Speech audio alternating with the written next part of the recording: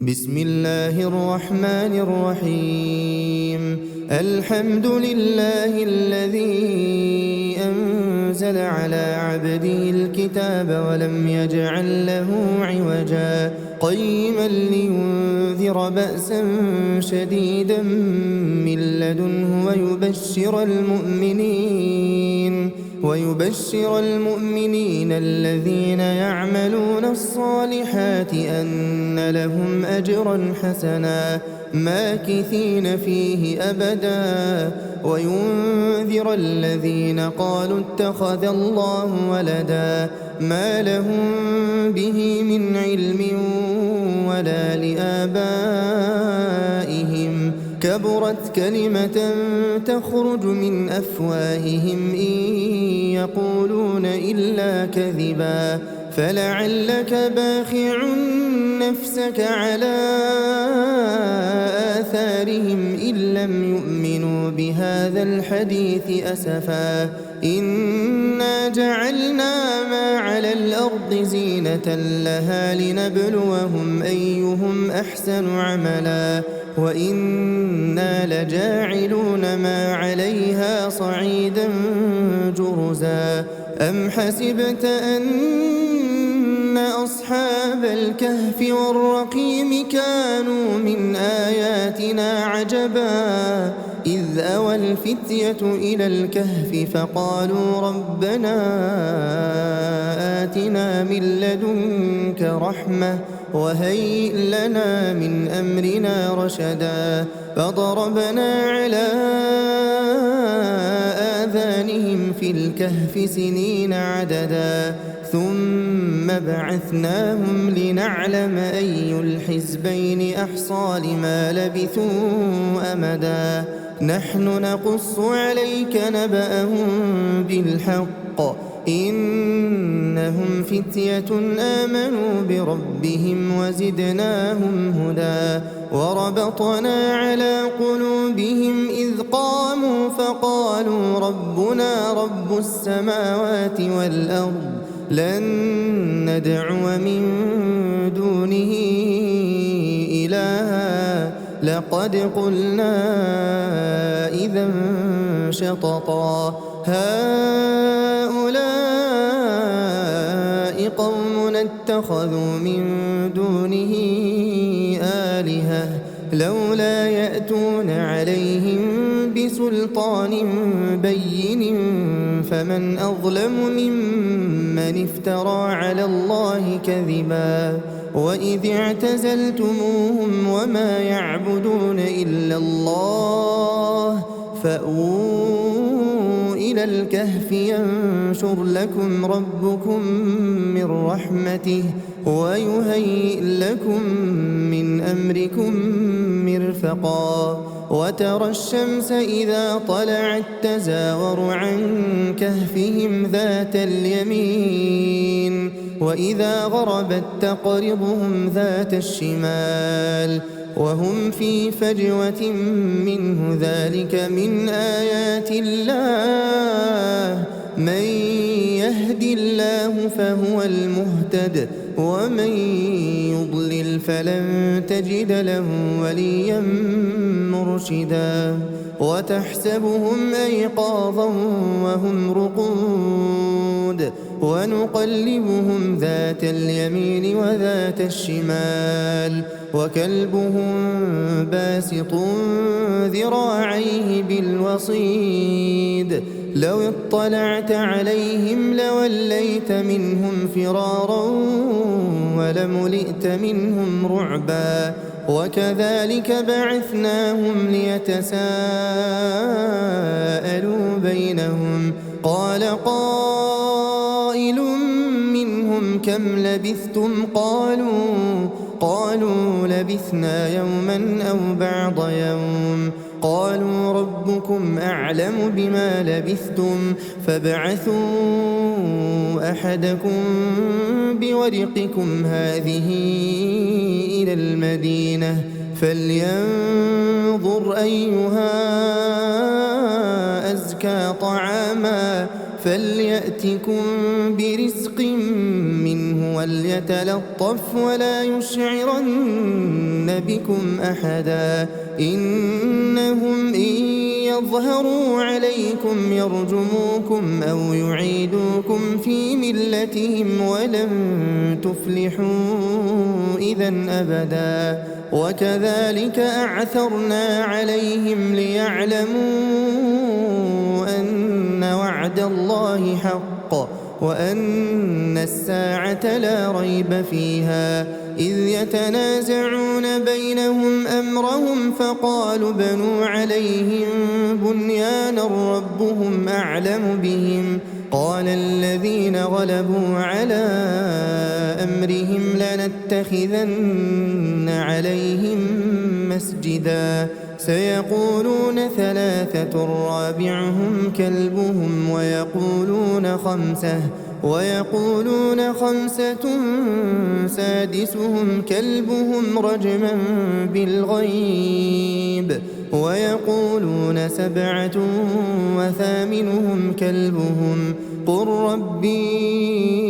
أعلم بعدتهم ما يعلمهم إلا قليل فلا تمار فيهم إلا مراء ظاهرا ولا تستفت فيهم منهم أحدا ولا تقولن لشيء إني فاعل ذلك غدا إلا أن يشاء الله واذكر ربك إذا نسيت وقل عسى أن يهديني ربي لأقرب من هذا رشدا ولبثوا في كهفهم 300 سنين وازدادوا 9 قل الله أعلم بما لبثوا له غيب السماوات والأرض أبصر به وأسمع ما لهم من دونه من ولي ولا يشرك في حكمه أحدا واتل ما أوحي إليك من كتاب ربك لا مبدل لكلماته ولن تجد من دونه ملتحدا واصبر نفسك مع الذين يدعون ربهم بالغداة والعشي يريدون وجهه ولا تعد عيناك عنهم تريد زينة الحياة الدنيا ولا تطع من أغفلنا قلبه عن ذكرنا واتبع هواه وكان أمره فرطا وقل الحق من ربكم فمن شاء فليؤمن ومن شاء فليكفر إنا أعتدنا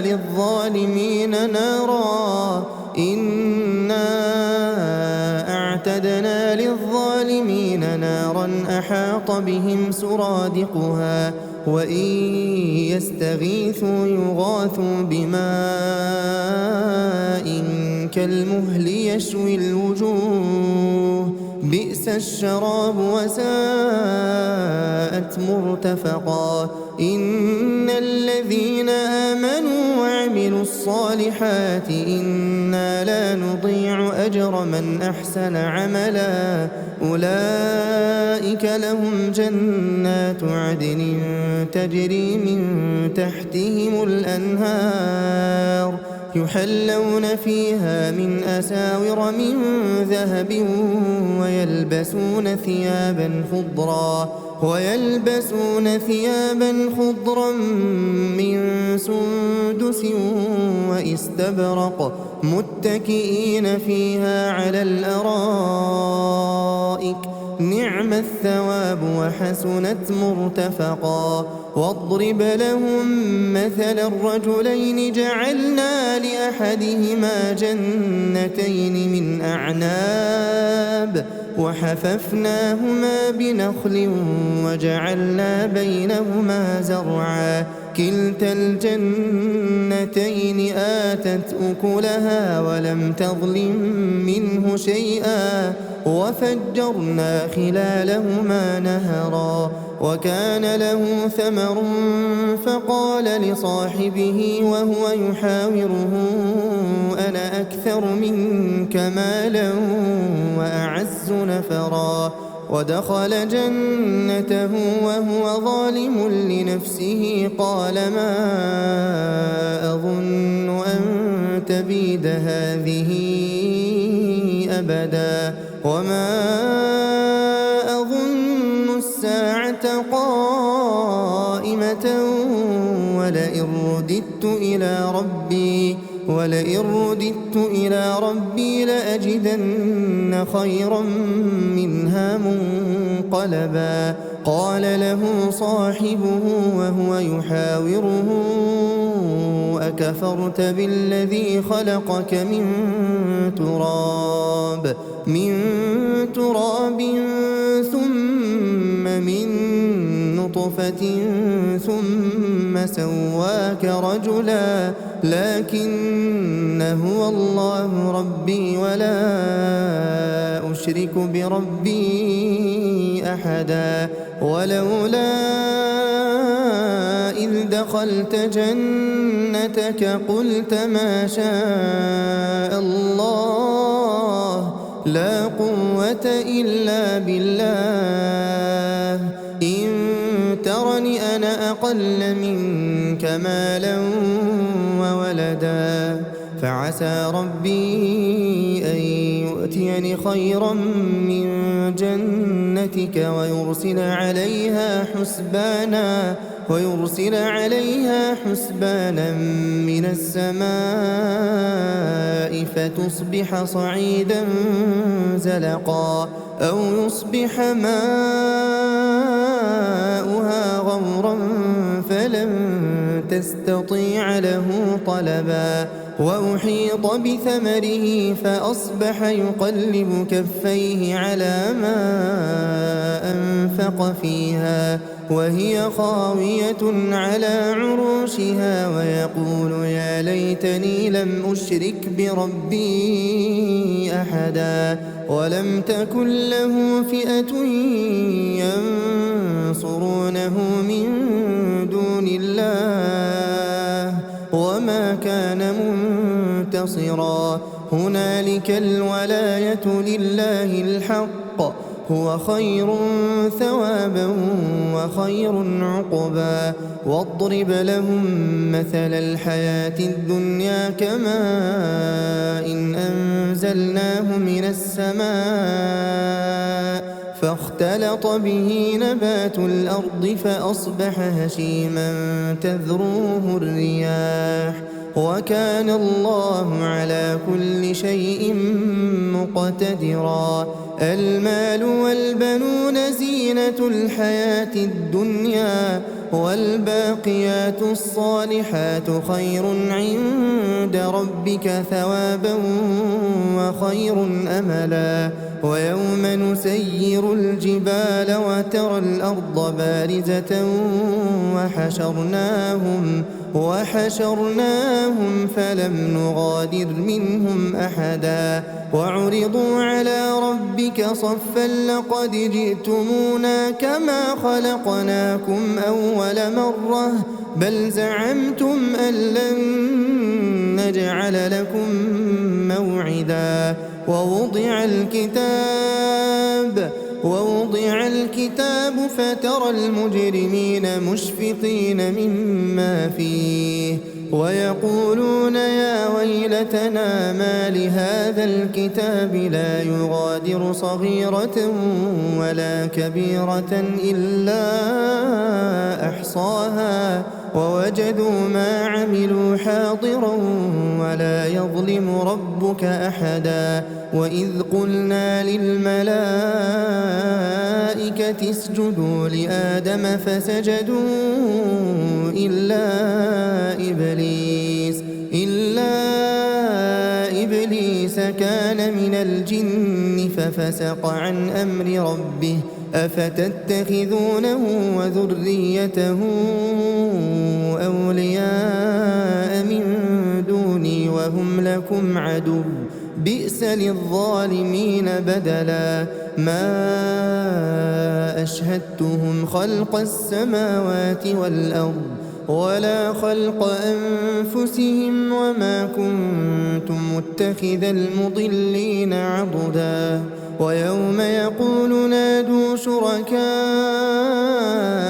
الذين زعمتم فدعوهم فلم يستجيبوا لهم وجعلنا بينهم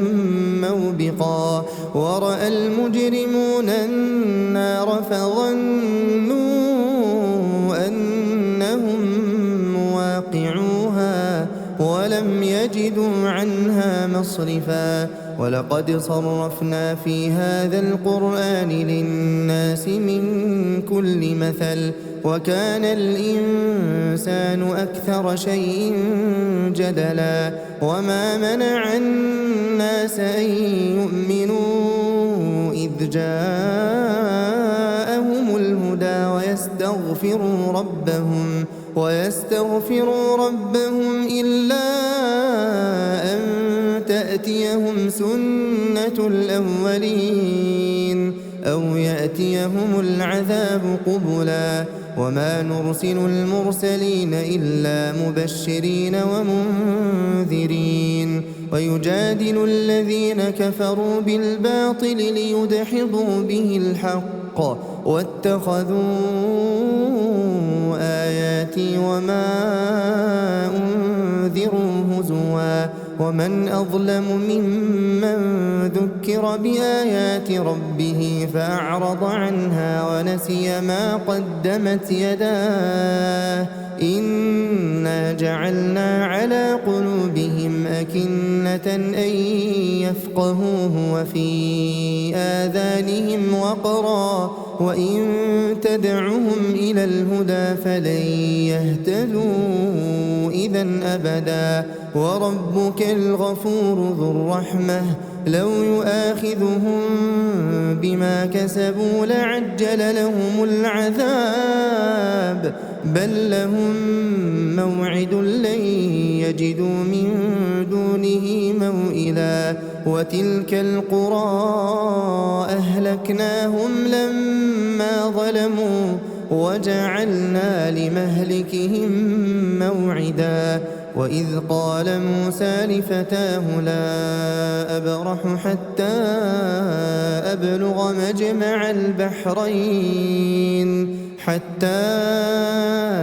أبلغ مجمع البحرين أو أمضي حقبا فلما بلغا مجمع بينهما نسيا حوتهما فاتخذ سبيله في البحر سربا فلما جاوزا قال لفتاه آتنا غداءنا لقد لقينا من سفرنا هذا نصبا قال أرأيت إذ أوينا إلى الصخرة فإني نسيت الحوت وما أنسانيه إلا الشيطان أن أذكره واتخذ سبيله في البحر عجبا قال ذلك ما كنا نبغي فارتدا على آثارهما قصصا فوجدا عبدا من عبادنا آتيناه رحمة من عندنا وعلمناه من لدنا علما قال له موسى هل أتبعك على أن تعلمني مما علمت رشدا قال إنك لن تستطيع معي صبرا وكيف تصبر على ما لم تحط به خبرا قال ستجدني إن شاء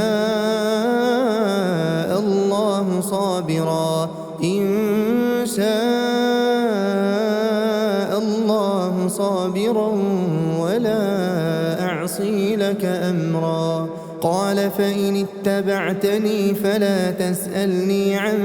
شيء حتى أحدث لك منه ذكرا. فانطلقا حتى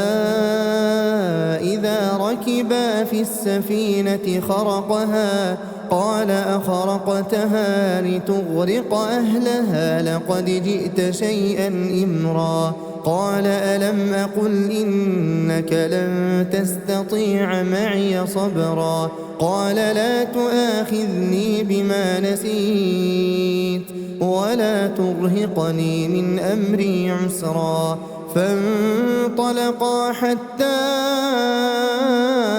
إذا لقيا غلاما فقتله قال أقتلت نفسا زكية بغير نفس لقد جئت شيئا نكرا. قال ألم أقل لك إنك لن تستطيع معي صبرا. قال إن سألتك عن شيء بعدها فلا تصاحبني قد بلغت من لدني عذرا. فانطلقا حتى إذا أتيا أهل قرية استطعما أهلها فأبوا أن يضيفوهما فوجدا فيها جدارا يريد أن ينقض فأقامه. قال لو شئت لاتخذت عليه أجرا. قال هذا فراق بيني وبينك سأنبئك بتأويل ما لم تستطع عليه صبرا. أما السفينة فكانت لمساكين يعملون في البحر فأردت أن أعيبها وكان وراءهم ملك يأخذ كل سفينة غصبا. وأما الغلام فكان أبواه مؤمنين فخشينا أن يرهقهما طغيانا وكفرا فأردنا أن يبدلهما ربهما خيرا منه زكاة وأقرب رحما. وأما الجدار فكان لغلامين يتيمين في المدينة وكان تحته كنز لهما وكان أبوهما صالحا فأراد ربك أن يبلغا أشدهما ويستخرجا كنزهما رحمة من ربك وما فعلته عن أمري ذلك تأويل ما لم تسطع عليه صبرا. ويسألونك عن ذي القرنين قل سأتلو عليكم منه ذكرا. إنا مكنا له في الأرض وآتيناه من كل شيء سببا فأتبع سببا حتى إذا بلغ مغرب الشمس وجدها تغرب في عين حمئة ووجد عندها قوما قلنا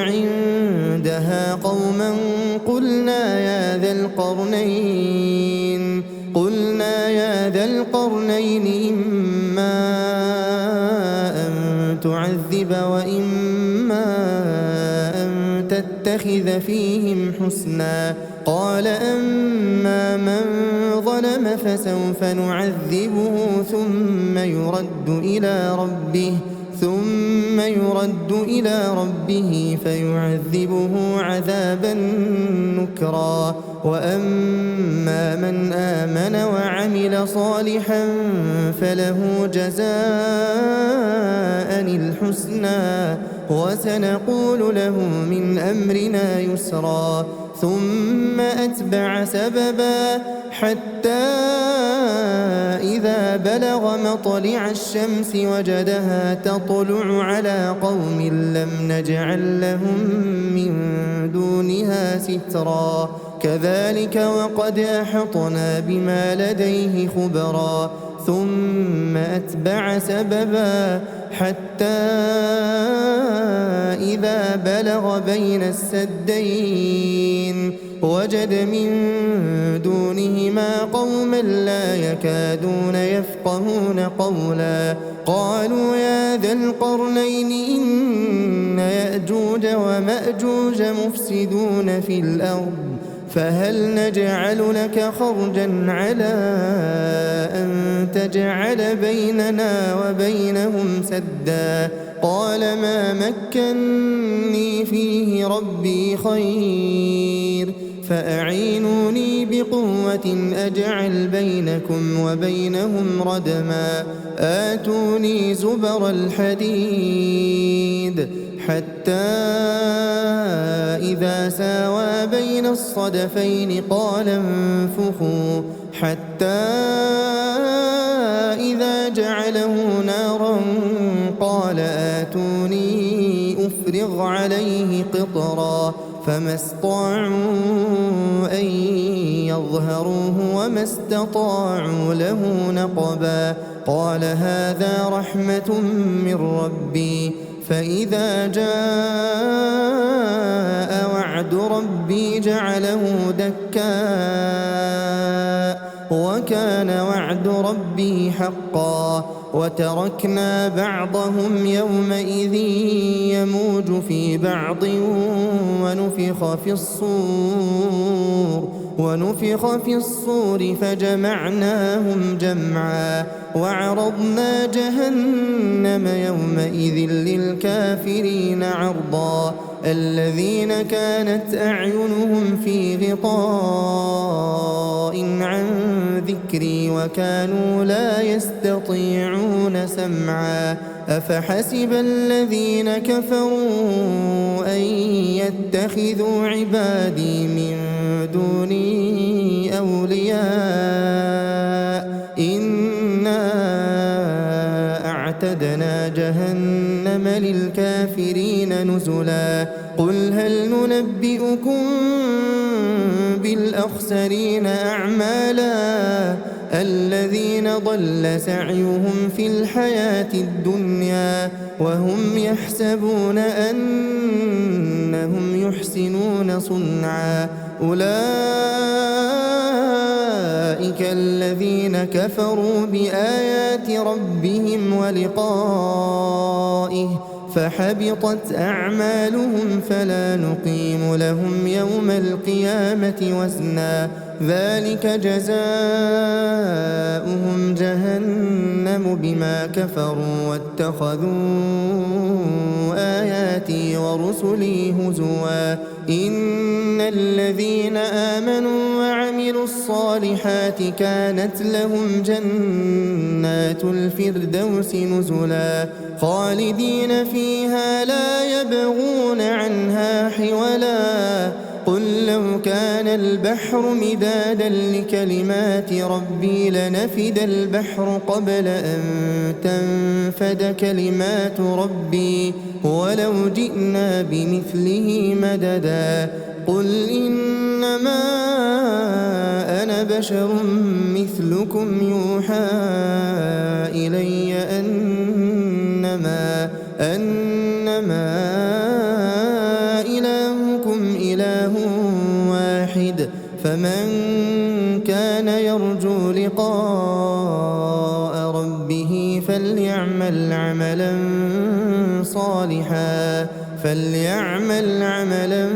صالحا ولا يشرك بعبادة ربه أحدا.